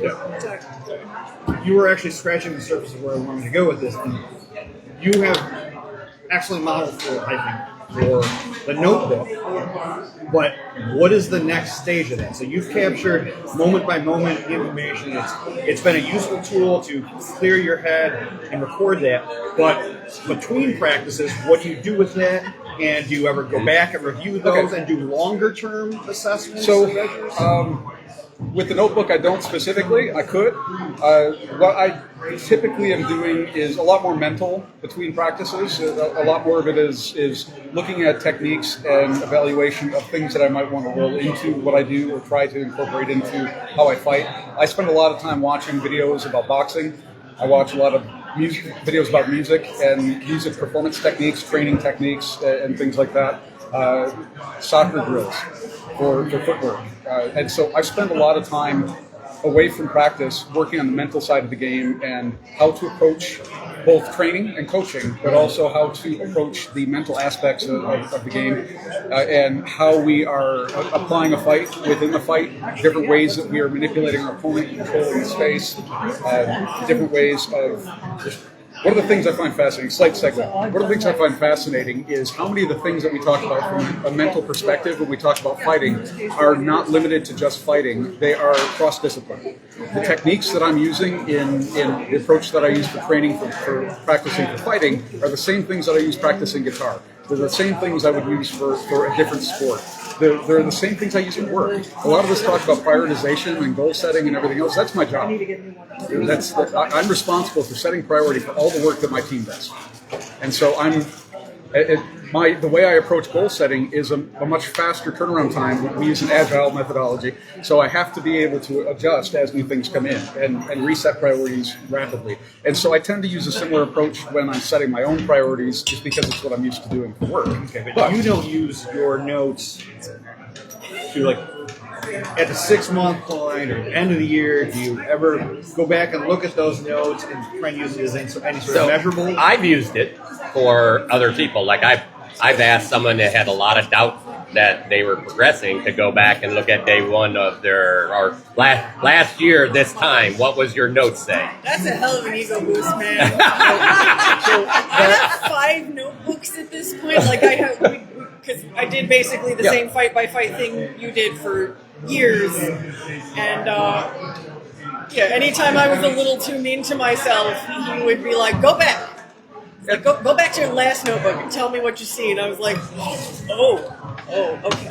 Yes, I'm better than that. Cool. And that was a point that I was going to bring up. We were talking about optimism, but then I keep hearing everyone say, what I need to improve, what I need to improve, what I need to improve. And I think we need to also make sure we're saying, this is what I've done well. This is how I've grown. This is how I... I have a shirt I'm making for the gym that says strong, not skinny. Because for the longest time, I would work out for about 3 months, and I didn't lose 2 sizes, or my waist didn't go down by 4 inches. So I would just quit, And when I switched to, let me get stronger, let me see if I can lift more, let me see if I can do more reps, my whole outlook changed. I'm in the gym I from love an old working lady out now, body. and because I feel strong. In that respect, Stand on my own, go up and down stairs. Yep. Old Right. lady. Yeah. Old lady body. That's what you want. And so fight by fight, what did I do well? Not just what do I need to work on, what went well? I showed up to practice. in that respect, Joleicia and I have had conversations about this, because I've had the same sort of thing with, I've been in the finals of Crown a few times. And after one of them, I was sitting on the side and Sir Elizabeth came up and said, "You had a really good day," and they're kind of complimented me and trying to cheer me up. I said, "Oh, I'm not down about it. I mean, it would have been nice to win, but I had a really good day. I had a really good day, and I know what I need to work on next. And so I'm focusing on what. So for me, it's much more about the growth mindset. I tend to take for granted the things that I do successfully, not in a dismissive way, but I accept them and I move on. I let go of, and this is one of the things I have a Post-it note on my desk for Nessa, let go of your failures and your successes. Because you don't want to dwell on them and stay stuck in the moment of the things that you fail, but the things that you succeed at, you need to let go in the same way. You can't keep resting on what you did well in the past. You need to continue to apply that and continue to improve. And so for me... But I made him acknowledge them, because there were times where he was almost skipping over them going, yeah, okay, but I'm going to work on this. I said, okay, but you're allowed to enjoy them for the moment. You enjoy them, and other people want enjoy for you. And a lot of other people were assuming that he needed that boost up, but also that they wanted to be part of the success. They saw you had success, they saw you weren't down, and wanted to be part of your success and help you as a person. There's one last thought with this. There's a moment in the movie Bull Durham that I love about this. The pitcher character is on the mound and is striking everybody out and having a really good game. He comes back to the dugout and he's high-fiving everybody. The catcher comes in and says, "Your fastball's too high, you're hanging your curveball, they would have lit you up in the show." And he says, "Can't you let me enjoy the moment?" He said, "The moment's over." Moment's over, and moves on. And this is the conversation you and I have had a lot, Brannos, about staying in the moment. And it's okay to celebrate your successes, but you need to be able to move on from them. And especially in a tournament situation, I don't want to dwell on what went well in the last fight. That fight's over. And maybe it's a gender thing, you know. I don't know, but just it's really easy when you're setting goals to see your defects and what you need to improve. And I think you have to move on from both your success and your failure. Right. That's the key. So one of the things as I was listening to this, it's interesting. So you set a goal for Spring Crown. Yep. And I've heard Brannos, you frequently see you don't practice for Crown the week before. You practice for the entire time. You are always training. Always training for Crown, or always training for the best Be tournament. Carl Lewis. And one of the things that's interesting to me is in the SCA, we really frequently say, I want to be on the top all year long, all the time. And you watch pro athletes, they put a downtime in there. They say, I need a rebuilding time, I need a restructuring time. So I think one of the things we sometimes are hard on ourselves at is, oh, there's a tournament coming up next week, I need to do well.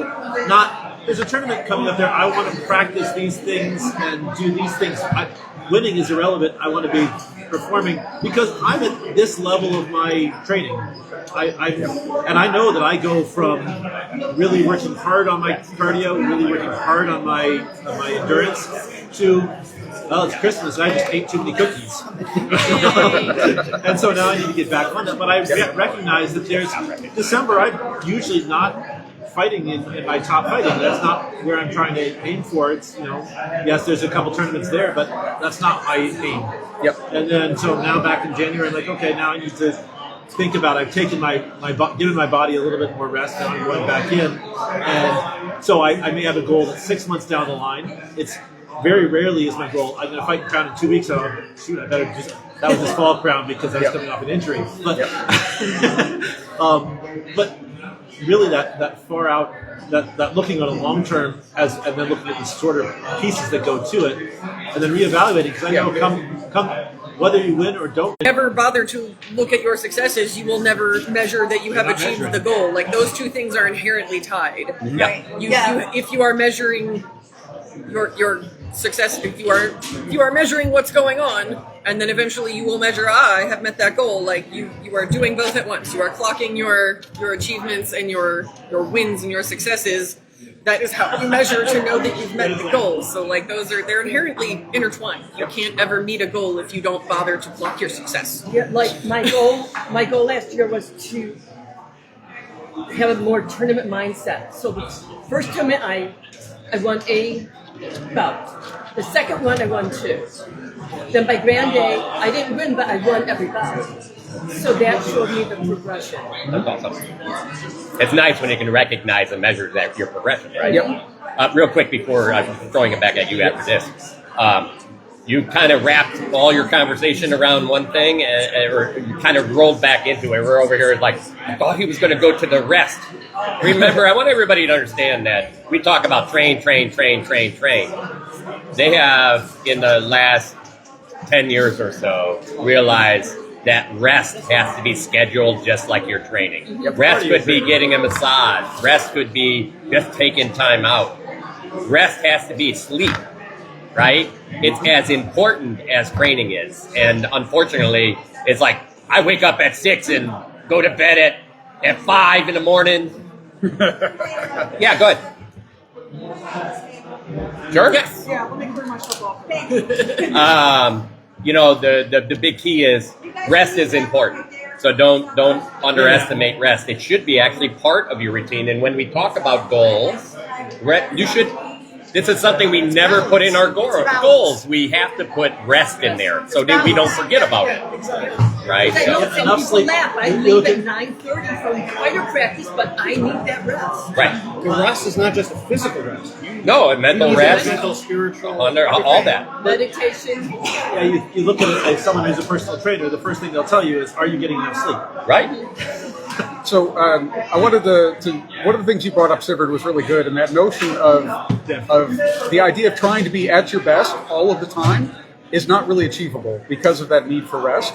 And I'll have to look it up because I haven't looked at the site in a long time because it's basically defunct now. But there's a site I used to follow that was about Western martial arts and physical training for Western martial arts. And it was a lot of focus drills and things like that around the Western martial arts stuff. Like strengthening, like doing box drops for strengthening for lunges, that type of stuff. And with the mental aspect of it, they talked about the idea of working towards a particular event and trying to peak at the time for when that event is. And basically working your schedule backwards to be able to build towards peaking at that particular time. And as you said, you have to accept you can't be at your peak for every tournament throughout the year. Not the way our tournaments are scheduled. You can maybe do it once every 3 months, 6 months, whatever, but there's got to be some type of cycle to it where you're going to have an ebb and flow of you're getting better, peak, and then there's going to be a decline as you rest a bit, and then you're going to peak, and then you're going to decline. And you want to try and time them so that you're able to apply them at a particular space. If you're trying to do things like winning crown or winning a specific tournament, you're trying to build your schedule so that you're ebbing and flowing in the right timing to be able to be at your peak at the right time. And actually, it's a good point. Real quick. The goals Go ahead. is important there. Yeah, So yeah. Saying this is my goal. This date is my goal. Yep. This tournament is where I want to display my And ability. thinking first, organizing first, and then follow. Right. So just a plug for, I think next week is actually, we have somebody coming in and talking nutrition that did nutrition for, I believe, some pro athletes and things like that. And it's really about how you build your nutrition to that point of time. So all of those are helpful. Remember that none of them are the silver bullet. For some people, you have to have all of those together. For other people, you might only need one or two things to win every tournament, right? And maybe rest isn't one of them, right? I mean, if you look at Jerry Rice, that guy played, as a receiver longer than any other receiver, set more records than almost any of them. In fact, all of them.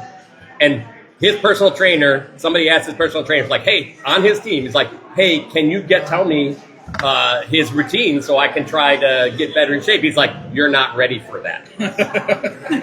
This guy trained day in, day out his whole life. And that's why he lasted so long.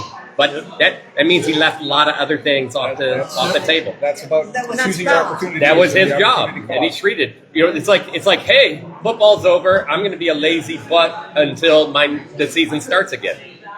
These guys are running mountains. Kobe, he'd go back, he'd win a game, he'd get 40 points, and his personal trainer had to go sit at the court he would practice on at midnight because he knew Kobe would come back at midnight and shoot the shots he missed. Even though they won the game. And he'd know every one he missed, too. And he's like, no, you need rest. And I'm going to make sure you get it. Right? So, it's that kind of thing. It's, hard work is hard work. But these people give up things for them. and then they have coaches around them that help make sure they have a little some balance to it, so they don't actually just burn through it.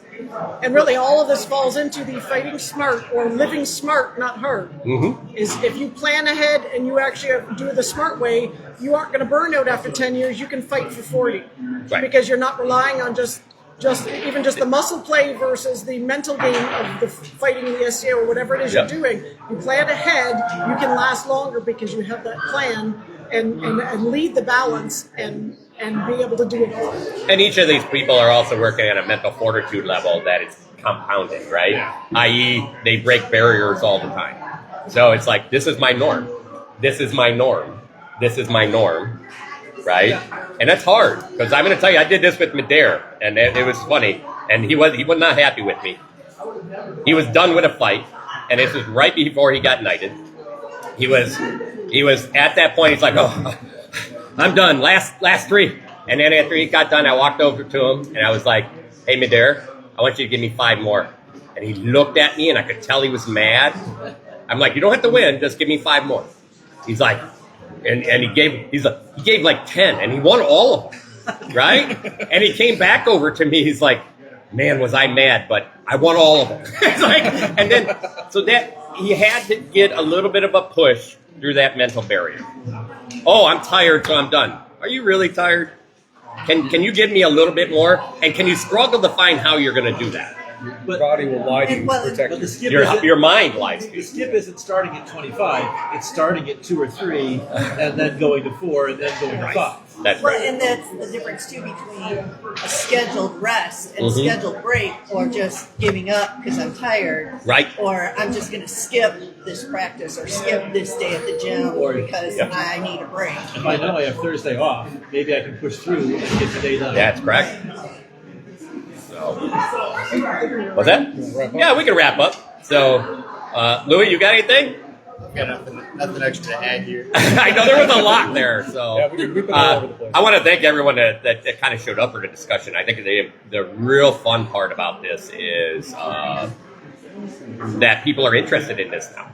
And it's funny, I was listening to another gentleman, he's like, sometimes getting better isn't just training harder.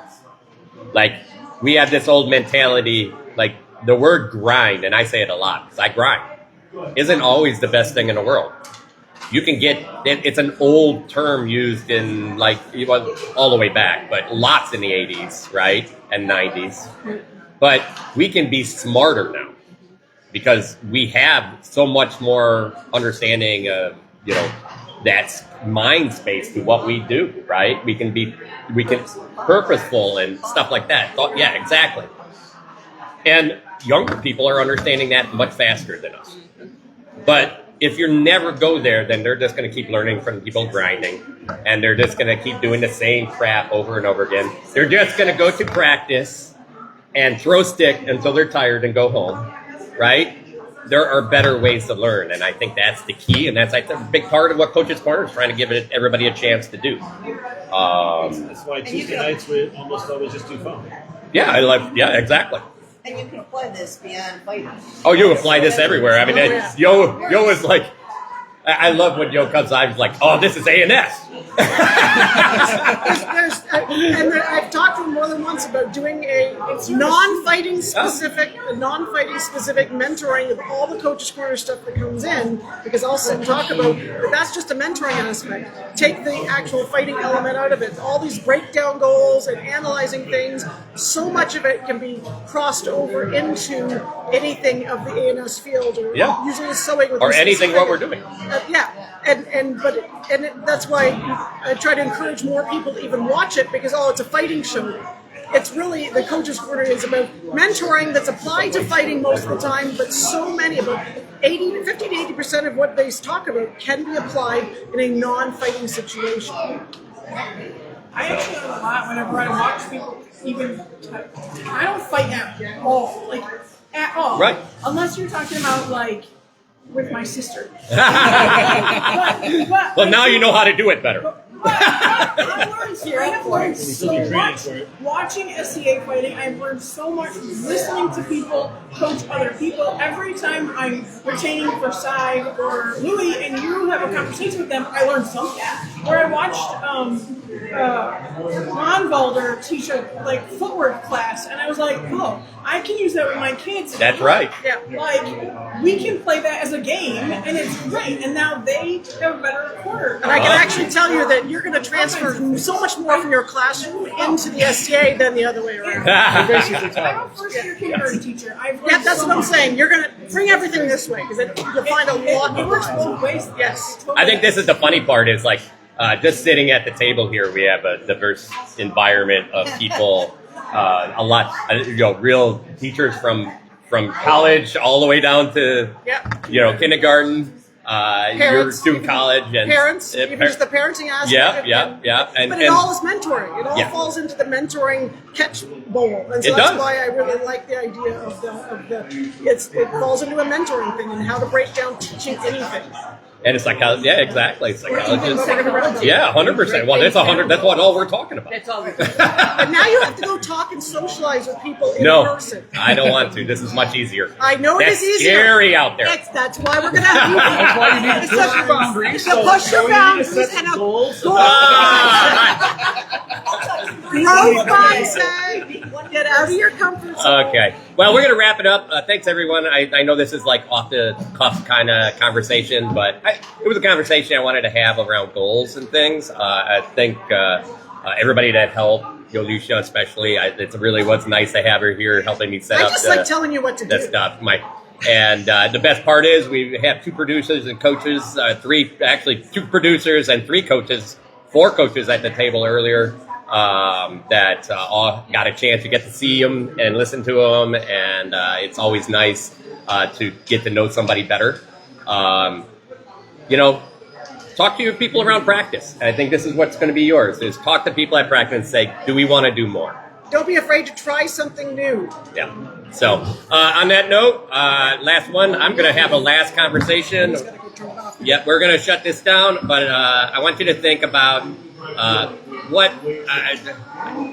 I'm going to bring this up probably here and discuss it later, but mental tension. And I'm actually struggling with that and losing a lot of fights because of it right now. And I will talk to you not mental tension on your opponent, but mental tension on yourself. And that's not having enough of it. It's not that I'm in tension. It's that I don't have enough tension in my mentally. Yes. So it's going to be an interesting conversation. I look forward to having that conversation. If you're interested, let us know. And thanks for tuning in. Thank you for holding it. You gotta remember how to walk.